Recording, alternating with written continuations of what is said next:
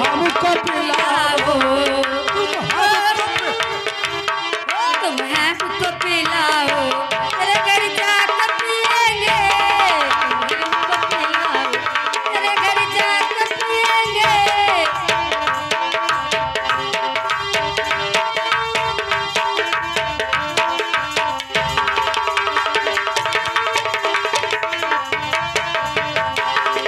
वाह वाह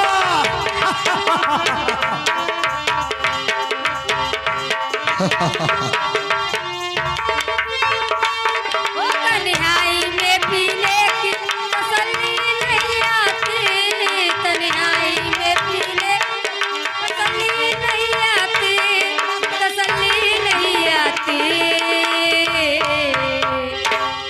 ये दर्द जुदाई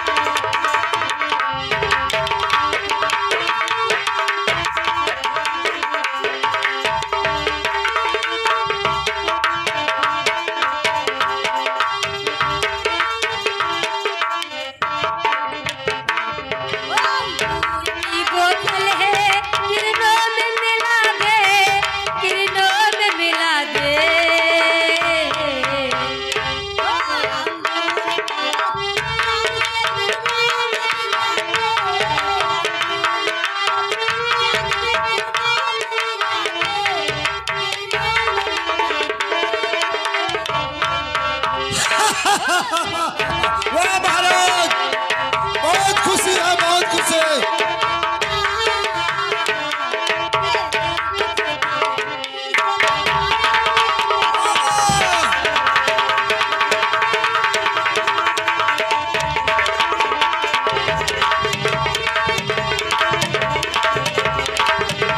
बहुत अच्छा, बहुत अच्छा।